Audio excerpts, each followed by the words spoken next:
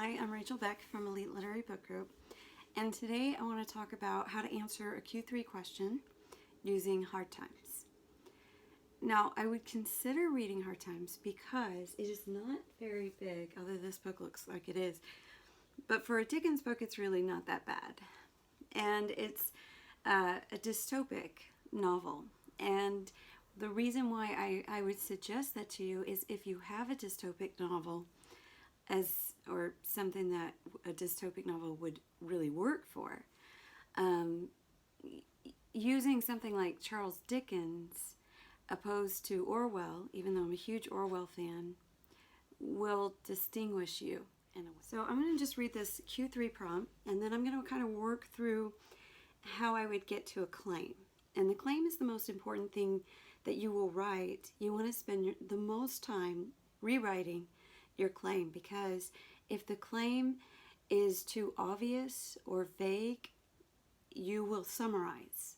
And you've got to make an argument. You got to be able to say something that maybe someone else isn't saying.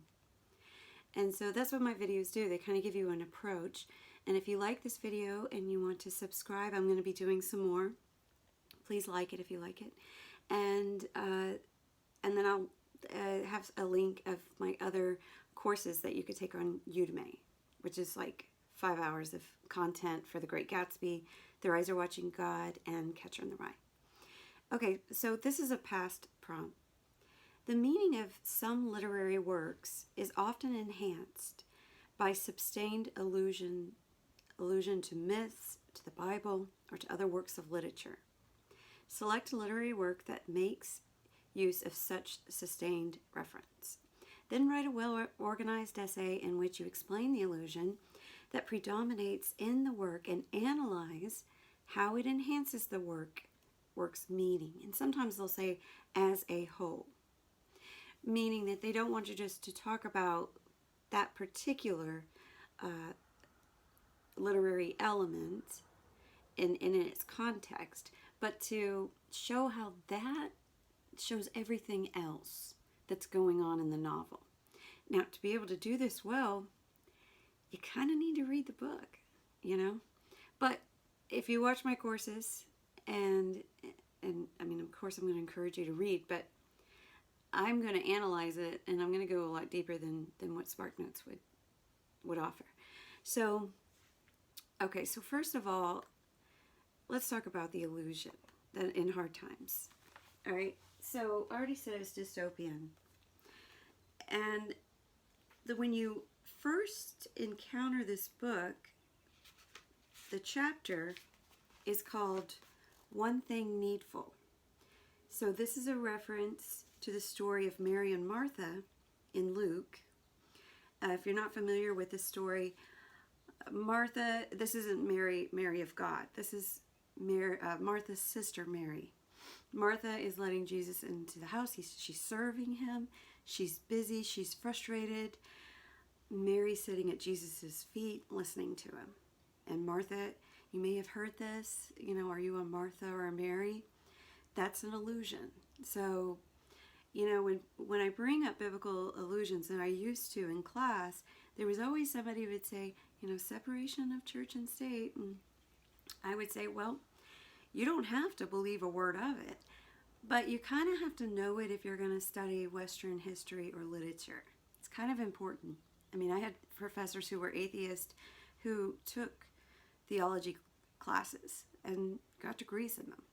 I mean, and for me, it's like, if I'm going to argue something, I got to know about it. So it's almost everything stems in Western literature from the Bible. You see a ton of it in Shakespeare.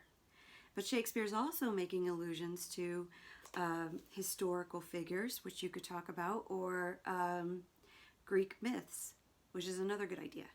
I just happen to like, this book makes a lot of biblical references, and I think you'll see why once we get to the end, because, you know, Jesus says to Martha, when Martha complains about her sister, she should be helping me, not just sitting there, and he says that, well, actually, he kind of pins down something. I'll just show you this quote. Martha, Martha, you are worried and bothered about so many things, but only one thing is needful. I used that quote at a work thing one time. So there's only one thing needful, and Mary has found it. And that doesn't have to be a religious, meaningful thing to you. That could be, like, say, getting to the end of your life, and you don't hear people say, gosh, if only I had studied more for those tests in my life, or if I had worked, more hours. No, you think about what you're really going to miss and what you wish you would have cherished more. So that is where we're headed with this illusion with one thing needful. But to talk about the whole book, I kind of need to know, well, what is universal theme? And this is why I prefer to stick with the classics, because I know a lot of New Age novels and stuff come, and I do believe they should be read, but the problem is, are you really going to find a deep, universal theme that is a classic? Some movies are classics and some movies aren't. It doesn't matter who made them. It doesn't matter if, it's a guy or a girl. There's qualities that speak to classics, and then there's others that try to imitate classics, which is fine in their own right. But as an educational and academic practice of what you want to know, how would you even know what illusions are if you've never read classic literature? There may come a day when we don't even have, illusions won't even exist. You have to know illusions to even understand The Simpsons, right? So anyways, okay, I usually go off on my tangent at least once a video. Okay, so look at this. This is an umbrella, like I said, that overreaching theme that's going to cover everything, because that's how I'm going to say that I'm discussing this book as a whole, as looking at it as the entire meaning of the work. And what Dickens is doing, this is 19th century, so this book is really about the effects of the Industrial Revolution and what happens to people when they're put in factories all day and not paid well. And of course, this is before we had any kind of social services and so forth. So if you got hurt, and you most likely would get hurt, you were screwed. But he also talks about it in terms of education. And in particular, Mr. Gradgrind's kids, notice Dickens' names, Gradgrind. My favorite name in here is probably Mick, it starts with an M and then it's Choke-a-Child or something like that. But his names are always very telling in what he's trying to do. So we see this one thing needful, this allusion to the Bible, but the first thing we hear is the father is a teacher, and he's teaching other students, and he says, now what I want is facts.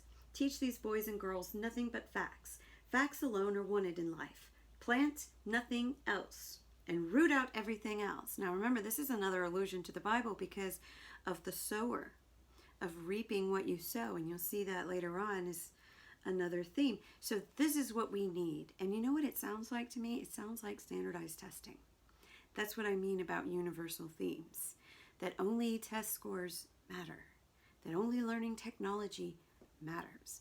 And he's going to show that this dad is going to reap what he sows, because he doesn't allow for the kids to have any imagination. There's a chapter that says, I wonder. And his daughter Louisa gets in trouble because she starts a sentence with, I wonder. And the dad comes in and says, don't wonder. You can't. Only the facts will help you in life.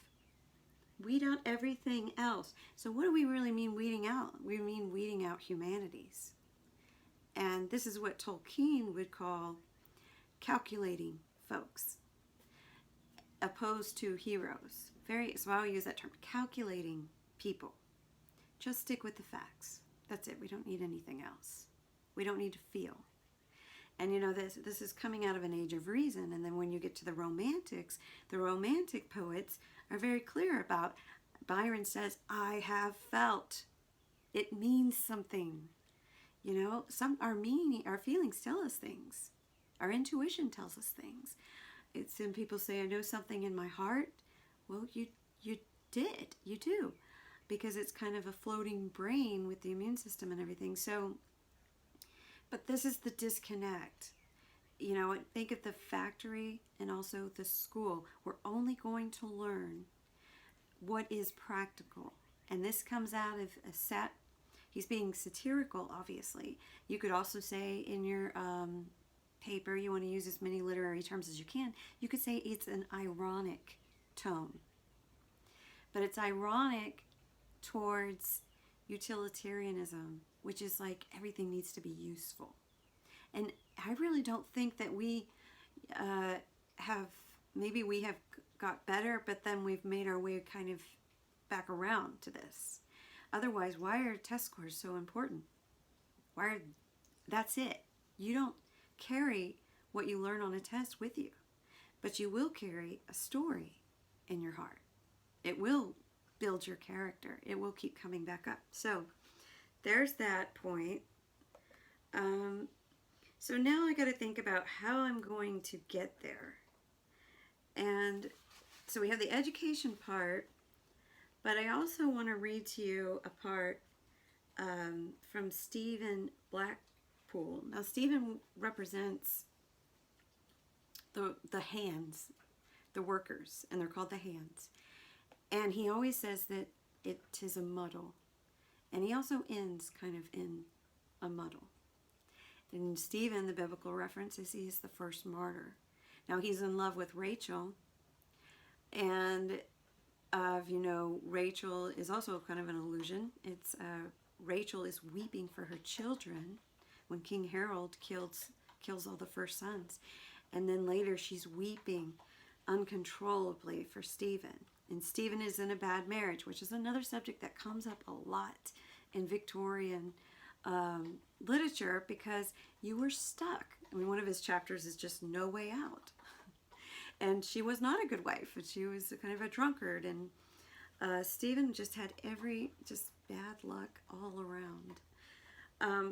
So I'm going to try not to mess this up. You see the way the words are written. It's kind of meant for more of an Irish accent. So this is he's representing kind of what the union is saying. Now there isn't really a union yet, but they're saying that we need some regulation here. We can't just be slaves to this system. So the men have Blackpool is his last, and notice his name, Blackpool, and he dies in like this pit, with water and stuff. So he says to Bumblebee, "Sir, I were not good at showing it, though I had my share of feeling in it. 'Deed, we are in a muddle, sir. Look round town, so rich it is, and see the numbers of people who've been brought in and brian here for to weave and to card a piece out of living. All the same one way, somehow, twixt their cradles and their graves. Look at how we live, and where we live, and in what numbers, and by what chances, and but what sameness. Look at how the meal's always a-going, and how they never works for us, no nigher to distant object, except always death. Look at how you consider us, writes of us, talks of us, goes up with your deputies of secretaries of states about us, and how you's always right, and how we's always wrong, and never had no reason in us sin ever we were born. Look at how this is growing and growing, bigger and bigger, broader and broader, harder and harder, for year to year, for generation unto generation. Who can look at it, sir, and fairly tell a man 'tis not a muddle?'" So that gives you some idea of what these people feel like, being trapped. And Dickens can see this because Dickens, as a small boy, was sent to a factory. And the reason why he was because his father had to pay debts, and back then if you couldn't pay your debt, there was no loop, there was no bankruptcy, you went to jail. Or you could send your kids to a work camp. And that's what people did. Kids were not valued, also, is another very Victorian topic of the orphan, which Great Expectations is good for that too. So I also want to say one thing about what happens to his children. Louisa gets married to Bumblebee, who she can't stand, but she has no feeling whatsoever. She's devoid of love. She's devoid of feelings. She wasn't taught to have any. She wasn't even allowed to wonder. Tom is the reason why Stephen gets killed, and he's the one who sets him up. He makes basically a deal, a calculated decision, right? So now Greg Guy, he changes through the dad, the teacher. He changes as he starts to see the effects of his children as they get older. And by the way, some parents do that. They see their kids, they get older, and they start talking about these things and go, well, maybe I didn't have that right. And this is where Greg Guy is. He's very tragic. But he confronts his son at the end, and he says, you know, how could you do this? I could be hit by a tree and be less shocked that my own son would do this. And Tom's response, I'm paraphrasing, is, why would you expect any different? It seemed reasonable. I was just sticking to the facts. So there you have it. All right, I was thinking about doing an entire course on this book. The more I read it, the more I think, gosh, it should be taught. So if you're interested in that, just let me know, and maybe I'll start putting that together. But as far as the AP test that's coming, I'm going to do a lot of these videos, and maybe even a Q2. So this is really what I'm calling my thesis, but I call it a claim because I want to make a claim. I don't want to just make a statement. I got to make an argument. You know, the highest score is going to be based on whether it's persuasive. So that alone needs to tell you that whatever you do, you got to argue. Oh, by the way, before I read that section that I told you about the dad, that chapter is called Reaping. So the son reaped what he sowed. Well, the father reaped what he sowed, mainly. He was the one really sowing, right? And it was his object to do that. But he thought it would turn out differently and be useful, and it wasn't.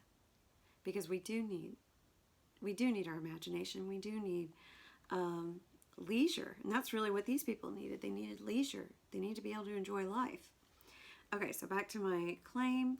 The biblical illusion, one thing needful, is an ironic prelude to Dickens' dystopian satire on education and the Industrial Revolution, a revolution that is without beauty, aesthetics, and art, and therefore without meaning. You see why I repeat the Industrial Revolution, a revolution? That right there is called a repeat modifier. And this is a very good technique for your sentences. Because you think you're going to end right there. Most students would end right there, right after. And I would say push it a little further. Go a little bit further. And you could do that, you're analyzing it just a little bit more.